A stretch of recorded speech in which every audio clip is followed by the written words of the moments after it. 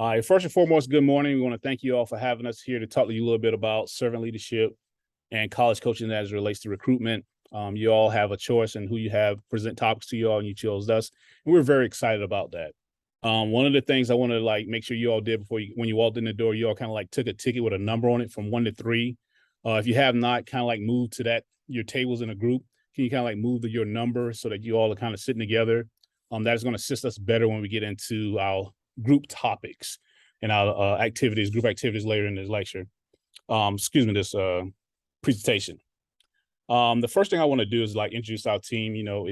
No one person can do this. When you think about servant leadership, it takes a team. We're talking to college coaches. You all know about teams more than anyone else. We have Noah Davis, Cardin, and myself. We kind of came together and we thought that this would be a great topic to kind of present to college coaches because recruiting is a big part of college athletics. When you think about how good your team is or how good your team is not, what does that look like without recruitment process? So here are just a couple things. At the conclusion of this process, we hope that you all may learn, a little better understanding about what servant leadership is. People have an idea, but we want to kind of dig deep into what servant leadership kind of looks like. Know if you're a servant leader. Not everyone is a servant leader, and that's fine. We all have different leadership styles, and no two people are the same when it comes to that. Why servant leadership equals recruiting success. We can't guarantee you that you'll get the kid that you're going after, but being a servant leader could increase the possibility of you getting said potential student athlete. Pros and cons of servant leadership. Like anything in life, there are goods and bad that comes with it. We want to talk a little bit more about the desire to serve. We realize when it comes to serving and being a servant leader, not everyone wants to serve. Not everyone feels comfortable in the position to serve. The importance of putting others first. I think sometimes we forget when we're as coaches and as leaders of teams, you have young men and young women that you're in charge of. And sometimes, sometimes you think about your idea, but then sometimes you have to put others first and the impact of helping the team grow. I think Vince Lombardi said it best. It's about the team, and once again, it's about the team. So you want the team to grow because when the team is doing well, everything else kind of falls into place. And when you have good people around you, it makes your job a lot easier. So what exactly is servant leadership? There are, many people have many definitions as it relates to servant leadership, but I think when I think about servant leadership, the easiest one to kind of think about is, a little bit about, a servant leader is someone who serves others first. They don't think about themselves. It's it's about the people around me. They don't think that, I need to get the credit for things. They're focused on everyone else. What I like to tell people when I think about servant leadership, someone who serves from the back, someone you may never know that does so much work in the background that makes sure things are put in place and that that they're getting it done. Robert Greenleaf, kind of coined servant leadership back in the 1970s when he was working with IBM. He wrote an essay about the concept of servant leadership and what does that look like. He said once, I think he said in that essay, that person is sharply different from one who is leading first, perhaps because of the need to assure that an unusual power and that everything is balanced. So when you think about servant leadership, a servant leader is someone who wants to ensure that, things are balanced. And I like to tell people when I think about a servant leader, I think about someone who isn't concerned about acquiring or holding on to power, being okay with giving power, make sure that we all have power together, isn't obsessed with staying ahead of everyone else as the leader. They don't fear employees gaining skills and knowledge because of them. They want everyone to be the same because as a servant leader, if my employees or the people around me are as good as I am or even better, that's one less thing I have to worry about because it's helping the organization grow as a whole. It's like you as coaches, you want your assistant coaches to be just as good as you are. So when an assistant coach of yours go on to get a head coaching job, you feel better because you've done a good job as a head coach. Servant leaders also place high value on the community. You want to be about your community, the people around you, putting important people around you so you can continue to be better. And they're committed to the growth and improvement of those that they lead. And that goes to your current players and your potential players, and where we come in to talk about recruitment. And when we look deeper into servant leadership, one of the things that Dr. Greenleaf talked about was becoming a servant leader is not only being a good listener, being someone who listens to others' advice, be okay with taking advice. You have to practice empathy. I think empathy is something that we all don't practice. The servant leader can emphasize with the group and with individuals in the group. And when you think about your team environment, when someone in the team has a problem, it affects the team as a whole. So when you as a leader emphasizing with your team, it makes them better as a whole. They embrace the concept of healing. They're always aware. A typical leader is often completely unaware of what people are thinking, feeling, or even doing. But a servant leader, on the other hand, they make it a point to be aware of others around them.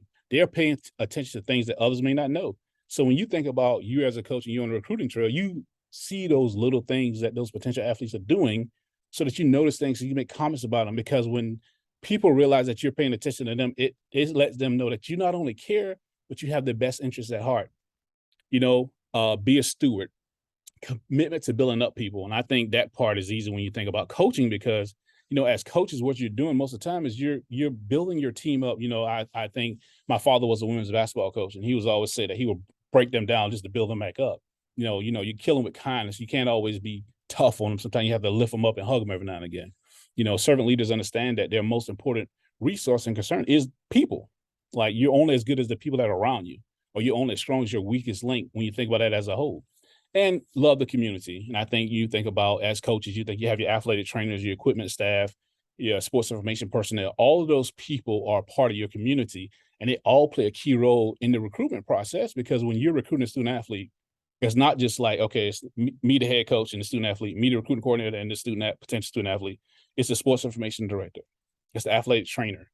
It's the marketing directors. It's all of those people play a part in, because they're going to be interacting with these student athletes as they matriculate and grow throughout the university. So one of the quotes that I found when I was thinking about talking about servant leadership, I think this one kind of hit it on the head. It said a servant leader is more than a concept. It is a fact. Any great leader, by which I also mean an ethical leader of any group, will see himself or herself as a servant leader. That group will act accordingly. When you think about your group, you want to make sure that you're doing things the right way, the way that they should be done. Like, you're not just doing it, but you're being about it. So are you a servant leader? So I want to ask you all to kind of like take out your phones at this time. We'll have a QR code up here. It's a couple minutes. I found this, what I thought was an excellent way to determine a couple of questions to kind of like find out if you are indeed a servant leader. The University of Southern California Price School of Public Policy had this test, and I'm gonna give you guys a couple minutes, kind of go through and like take this and find out if you are a servant leader. So that now that you all have kind of taken it, you kind of have a better idea if you are identified as a servant leader, or if you thought you were a servant leader, maybe you're not, which is fine, but you're learning more about yourself. So what we're going to do now is we're going to break off into those groups. We talked about everyone pulled the ticket early on. So what we're going to do now is have a couple group activities, and each person from the member of our team is going to come and talk to you about your group leader, give you a little detail so we can get a little bit more into servant leadership. I'll turn over to the group. Noah. All right. Hello, I'm Noah, and I will talk about the first group activity, which kind of has to do with a desire to serve. So, as a leader, it's a leader's responsibility to serve as a guide to his or her followers. And when you tie that into athletics, I think of a leader in athletics as like a coach or an administrative staff member. So, from their perspective, it is their responsibility to serve as a guide to, for a coach, it's his or her responsibility to serve as a guide to their players. And as an administrative staff member, chief of staff, it's their responsibility to serve as a guide to, the rest of the staff. So, and, just to become a leader and a servant leader, it's not like you can just, jump on board and say, hey, I think I can do this. I want to be a leader. You have to actually have a true, genuine, and bona fide desire to lead people. And that has a lot to do with not just leading them in the workplace, leading them in athletics, whatever the case may be. You actually, you should want to get to know them on a personal level, especially, talk about how your followers, what they've been through in life, what they're currently going through, what they struggle with. So whenever you see them struggle, see them having a hard time, you have perspective on kind of what makes them tick, what makes them struggle, what makes them happy. It's good to have perspective on, your followers and, kind of how they operate. So, whenever you're trying to lead them through everything, they're all on the same page. So this first group activity, let's try to make it around about 8 to 10 minutes or so. So really the objective of this is just really try to dive deep into the phrase desire to serve. Just discuss what that means. And all the people that had the number one group ticket, just come up with like terms and definitions of what it means to have a desire to serve. Just kind of break that phrase up into its true meaning. And people in the group can share stories that are relevant to figuring that out. We encourage everyone to participate. And a couple of things you might ask while you're doing this group activity is a couple of questions you might ask is, why should a servant leader want to serve their players or their staff members? And how does having the desire to serve benefit you as a coach when you're recruiting? And just real quick, just to, for me to personally answer those questions, why should a servant leader want to serve their players? Because it shows that their players or followers are cared for and that they're loved on and that they're appreciated. And if you're a leader and you show genuine appreciation to your followers and you get to know them personally, that will make the players slash followers want to follow you. And how does having the desire to serve benefit you as a coach when you're recruiting? Because, when you're getting recruited by schools, you want to go not necessarily to a place that needs you, but you also want to go to a place that wants you. And as a servant leader, you should, want to, receive a player to come to your school. So with that, I'll turn it over to Carden, and he'll talk about putting others first.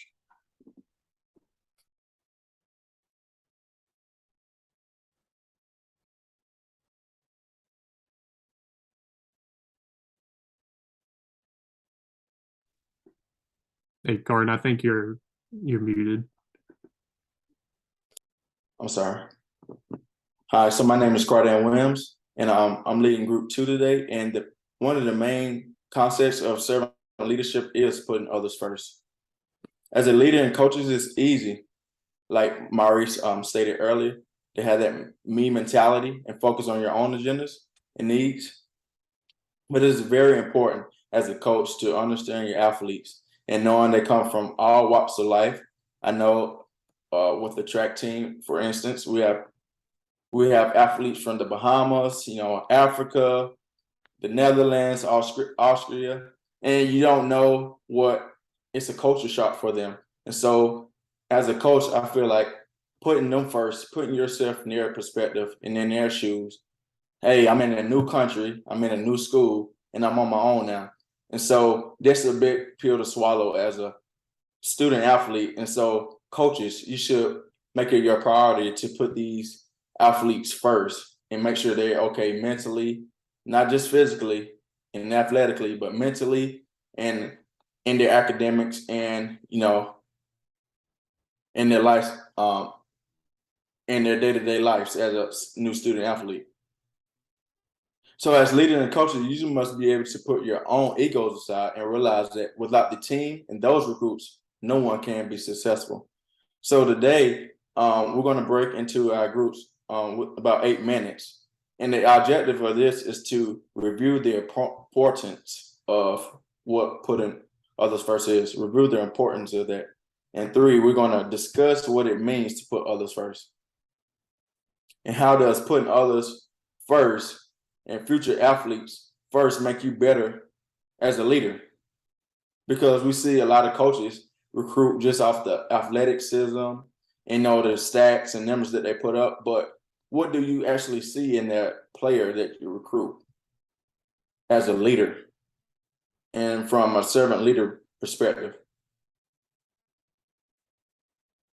And so today I can share a story with you and that a coach of mine, my former school, recruited. He had good stats, good numbers, but he wasn't a great leader on the field, and that brought issues to the team. So these things in recruitment is very important to know your players and know your recruits, not just their stats and how fast their 40 is, but to know them personally and ask these type of questions during the recruitment process. And so we want to figure out how can coaches continue to work to put their current and their prospective athletes first. And why would a servant leader be ideal for prospective student athletes who is considering your institution? Because as an athlete, they want to see that you put them first and not just care about their athletics. They're here first for their academics. And so it's very important for athletes to see that. And now I will turn it over to Davis. Hey, so I'm Davis King, and I'll be leading Group 3 and looking at helping the team grow. When it comes to helping the team grow, fulfilling goals and responsibilities and facing challenges is inherent. And as a servant leader, the needs and development of the team comes first in order to succeed and grow. Success and failure are both experienced together, and the servant leader serves as the cohesion between the two and the team overall.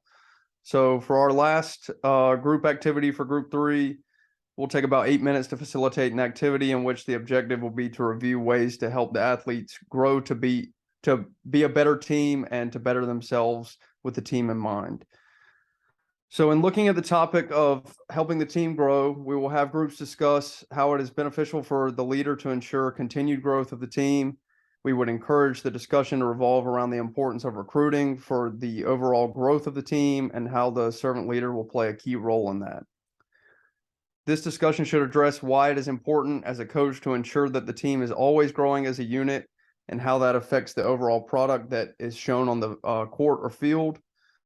How does recruiting the right players into the program impact the overall growth of the team?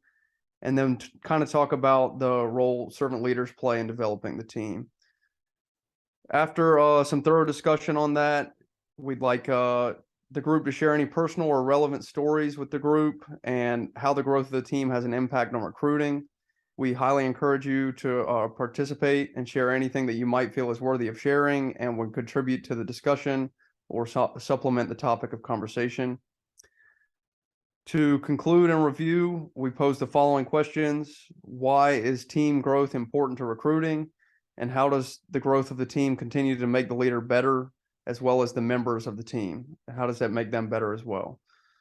Once the time is up, each group will be asked to identify 2 to 3 people from the group to share what they learned with everyone else.